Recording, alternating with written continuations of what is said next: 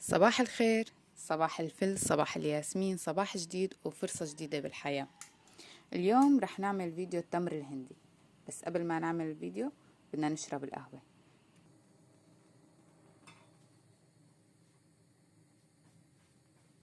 بتعرفوا عم بنودع القهوة الصبح لأنه قرب رمضان. إن شاء الله كل عام وانتم بخير. اللهم بلغنا رمضان لا فاقدين ولا مفقودين. هاي الكلمة يلي ما عرفنا قيمتها إلا لما إجا الزلزال السنة الماضية. الله يرحم كل الناس اللي ماتوا بالزلزال ويحمي كل الناس الموجودة يا رب. وأتاري حتى ثبات الأرض تحت إجرينا نعمة بحد ذاته. إن شاء الله كل عام وأنتم بخير. اللهم بلغنا رمضان لا فاقدين ولا مفقودين يا رب.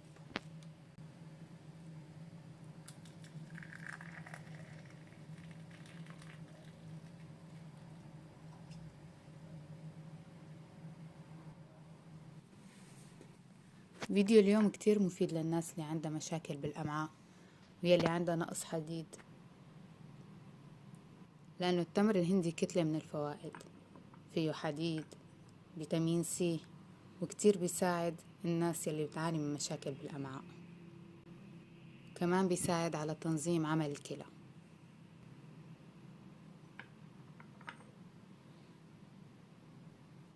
مين بيتذكر بياعين التمر الهندي بسوريا؟ لبسان الشعبي، الشروال والطربوش، وهذا البريق اللي بيحطوه على ظهرهم لونه ذهبي. أنا ما بعرف شو اسمه، يعني ما تضحكوا عليه لأنه قلت اسمه بريق، بس فعلا ما بعرف اسمه. كنا نشرب من إيديهم أحلى كاسة تمر هندي. بس في سؤال بيخطر على بالي هلأ، كيف كان يضل التمر الهندي بارد بعز الصيف؟ يعني ما كانوا يحطوا فيه تلج ولا كان فيه برادات، فما بعرف. يعني هن بنص الشارع وبعز الصيف، كيف كان يضل بارد؟ ما بعرف.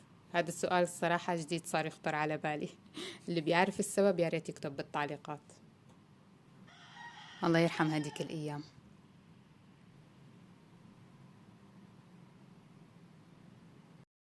وهلأ بعد ما شربنا القهوة خلينا نبلش بالوصفة.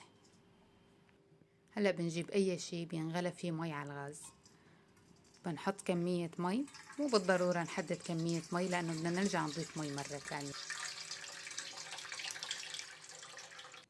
وهلأ بنحط المي على الغاز لحتى تسخن.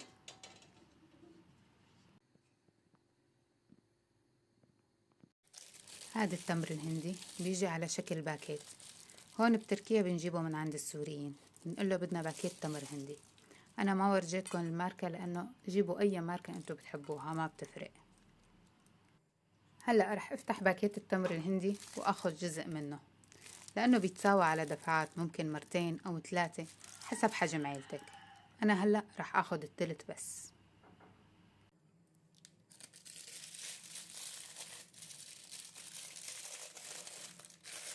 هلأ رح ناخد التمر الهندي الكمية يلي بدنا اياها ونحطها بالمي يلي سخناها. طبعا انا هلأ رح اطفي الغاز تحت المي لانه انا بدي انقعها نقع بس. فيكن تنقعوها ساعة، ساعتين، 3، احيانا تحطوها الصبح وتساووها المساء مثل ما بدكن، واحيانا فيكن تنقعوها بمي عادية، بس انا بفضل بالمي السخنة لانه بيكون اسهل للشغل. هلا انا بعد ما نقعتها رحت شربت القهوة ورجعت، صارت بردت المي طبعا لانه بدنا نشتغل بايدينا بالمي مشان ما تحترق ايدينا. وهون لازم ننتبه لنظافة ايدينا كتير منيح لانه بدنا نبتدي بمرس التمر الهندي. انا غسلت ايدي ولبست كفوف كمان. ومن هون لنخلص مرس التمر الهندي وورجيكم طريقة كاملة، قررت انه احكي لكم حكاية. كان يا مكان بقديم الزمان، بسالف العصر والأوان لحتى كان في وزير حكيم وعادل، وكان الملك بحبه كتير. وهاد الوزير كل ما بتصير شغلة مو منيحة بيقول للملك عسى أن تكرهوا شيئا وهو خير لكم. في يوم من الأيام صارت مشكلة بالمملكة، فقام هاد الملك انزعج منها كتير. بوقت الوزير قال له للملك: يا ملك الزمان، ليش زعلان؟ عسى أن تكرهوا شيئا وهو خير لكم. الملك كان كتير مزعوج ومتضايق، ولما سمع هاي الكلمة انزعج بزيادة قال له أنت كل ما بقول لك شغلة أو كل ما بتصير شغلة بتقلي عسى أن تكرهوا شيئا وهو خير لكم، مو دائما الشر فيه خير.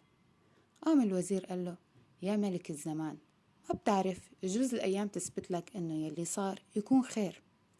فهون الملك عصب كتير كتير من الوزير، وقال له رح أثبت لك إنه مو دائما الشر بينتج عنه خير، وأمر بقطع إصبع إيده للوزير، وقال له للوزير رح نشوف رح تضل مقتنع بهاي الفكرة. وفعلا أمر الملك حراسه بقطع إصبع الوزير، ونفذوا الحراس هذا الأمر. فاطلع الملك بالوزير قال له شو بعدك عم تقول عسى أن تكرهوا شيئا وهو خير لكم؟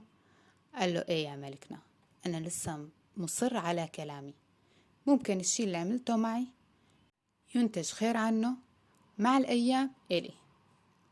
طبعا الملك لأنه بحب الوزير كتير ما زاد عليه، وقال له ماشي رح نشوف. راحت الأيام وطوت الأيام، وقرروا أنهم يطلعوا برحلة صيد. ولأنه الملك كان يحب الوزير كتير، فأمر أنه هذا الوزير يطلع معه بهاي الرحلة. وفعلا الملك حضر حاله وحضر كل مستلزمات الرحلة، وطلع هو وحراسه وحاشيته والوزير معه بهاي الرحلة. هون رح أقطع القصة شوي ونرجع لوصفتنا. هون رح نصفي التمر الهندي بمصفاية تكون ناعمة، والمية اللي فضيناها أو العصارة اللي طلعت، مية التمر الهندي اللي طلعت حطها على جنب، ونرجع مرة تانية ونضيف مي للتمر الهندي اللي معنا، ونرجع كمان نكمل مرته أو مرس التمر الهندي كمان من أول وجديد. وبنكرر هاي العملية كذا مرة لحتى تصير المي يعني لونها تقريبا بني فاتح. وبنرجع لقصتنا. وطلع الملك من قصره وابتعد هو وحراسه عن القصر، وراحوا على منطقة يصطادوا فيها. وبعد ما وصلوا لمكان الصيد والمكان يلي هن كان بدهم اياه، قرروا يخيموا. بالليل هجم عليهم قبائل بدائية، وهي القبائل كانت من النوع يلي بياكلوا لحوم البشر، يعني آكلين لحوم البشر. فأخذوا الوزير ومجموعة من الحرس يلي معه. ولأجل الحظ ضل الملك ومجموعة كبيرة من الحراس معه بخير. فقرر الملك أنه يبعث مجموعة من الحرس لاسترداد الوزير والمجموعة يلي انخطفوا معه. وفعلا انطلقت رحلة الحراس لحتى يسترجعوا الناس يلي راحوا. وبعد ما وصلوا الحرس لهي القبائل حاولوا يسترجعوا الكل، فتفاجئوا بأنه كل اللي انخطفوا اتاكلوا إلا الوزير، كان محطوط بقفص على جنب وهو الوحيد اللي لسه عايش. فأخدوه استرجعوه ورجعوا لعند الملك، وقالوا له يا ملك الزمان، قدرنا نسترجع الوزير بس لأنه الباقيين أكلوهم القبائل آكلين لحوم البشر. فقال له الملك للوزير أنت محظوظ، كيف أكلوا الكل وتركوك للأخير لحتى ياكلوك وين جيت؟ فقال له الوزير للملك يا جلالة الملك، الحظ ما كان بأنه هن تركوني للأخير، لا، هن حاولوا أنه ياكلوني أول واحد، بس اطلعوا فيني لقوا إصبعي مقطوع. وهن عندهم عرف وتقليد أنه قبل ما ياكلوا الإنسان لازم يقدموا قربان للآلهة، وما بيصير يقدموا قربان للآلهة يكون ناقص أو فيه مشكلة. مشان هيك حطوني بقفص على جنب، وقرروا يختاروا قربان غيري يكون كامل مشان يقدموه للآلهة. وفعلا قدموا الناس اللي معي قرابين للآلهة وتركوني أنا بالقفص. وبعدين اجوا الحرس وحرروني. شفت بقى يا جلالة الملك بأنه عسى أن تكرهوا شيئا وهو خير لكم؟ يعني لو ما حضرتك قطعت لي إصبعي ما كان استبدلوني بشخص آخر، يعني أنا خسرت إصبعي بس كسبت حياتي. مثل ما قلت لك يا جلالة الملك، لا تكرهوا شيئا عسى أن يكون خيرا لكم. دائما نحن بنتعصب من الأمور بلحظتها لأنه ما بنشوف إلا الشر اللي فيها، بس ما بنعرف الأيام لبعدين شو كاتبة ويجوز الشر اللي صار معنا بهاي اللحظة يكون هو كتير خير كبير إلنا للأيام. وفعلا اكتشف الملك إنه كلام الوزير صح 100%، وقرر إنه يقربوا منه أكتر وأكتر وأكتر، ودائما ياخد برأيه. وتوتة توتة خلصت الحتوتة، حلوة ولا فتفوتة؟ قولوا لي رأيكم بالقصة، عجبتكم ولا لا؟ إذا بتحبوا أحكي لكم قصص تانية يا ريت تكتبوا لي بالتعليقات. وإذا صار معكم هيك مواقف، يعني بالبداية كانت مزعجة وبتضايق وحسيتوها أنها شر وبعدين قلبت لخير، يا ريت تكتبوا لنا بالتعليقات، نستفيد كلياتنا من هاي المواقف. وبنرجع لوصفتنا. هلأ بعدني لسه عم بمرس التمر الهندي، مثل ما شفتوا ضفت المي كذا مرة، بضل بمرس التمر الهندي لحتى تصير البذور، يعني نحصل على المادة اللي بدنا إياها وتضل البذور. هلأ برجيكم إياها للبذور بالآخر. ماما دائما بتقلي إنه مرس التمر الهندي صعب، بس على طول بشوفها بتساويه برمضان تقريبا، يوم أي يوم لأ أو كل يوم، فما توقعت يكون بهالصعوبة لحتى جربت الوصفة اليوم أنا أخذت الوصفة من ماما. الصراحة كتير صعب مرس التمر الهندي، أنا ما توقعت إنه صعب لهالدرجة، يعني بده تقريبا بين الربع ساعة للنص ساعة مرس بشكل دائم، يعني لحتى نوصل للنتيجة اللي بدنا إياها.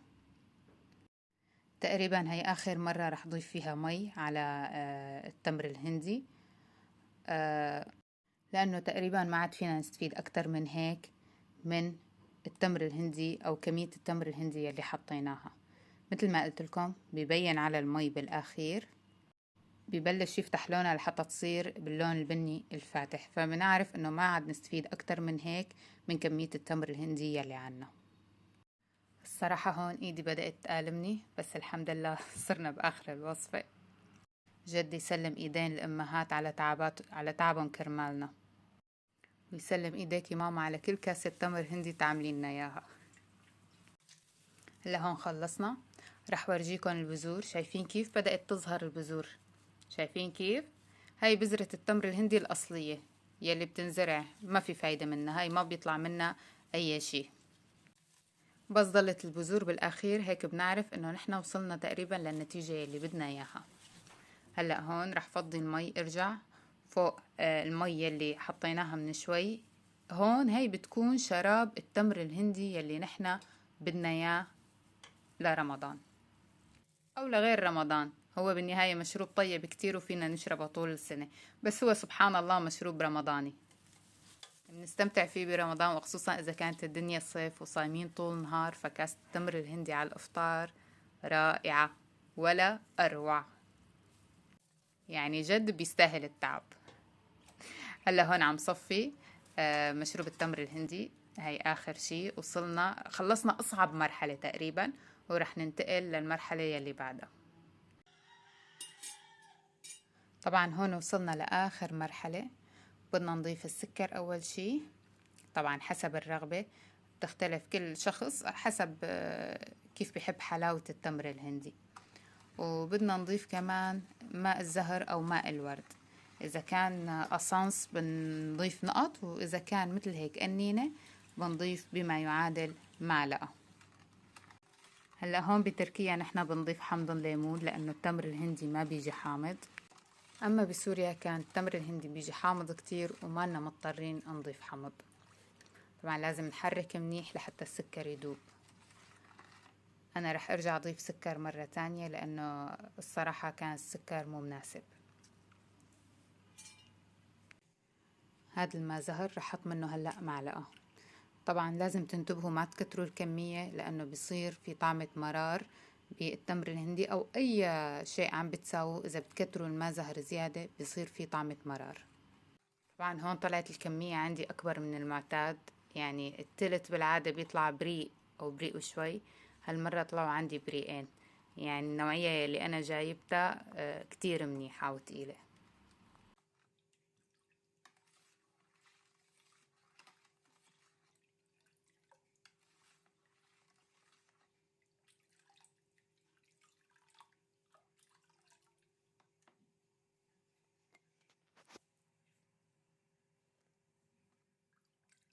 وهي الكمية اللي طلعت لليوم، طلع عندي بريقين. إن شاء الله صحة وألف هنا. بتمنى أنه تكون الوصفة عجبتكن والقصة كمان عجبتكن واستمتعتوا بالقهوة معي. إذا عجبكن هيك نوع من الفيديوهات ياريت تكتبولي بالتعليقات. لا تنسوني من اللايك والشير والسبسكرايب. إن شاء الله كل عام وأنتم بخير.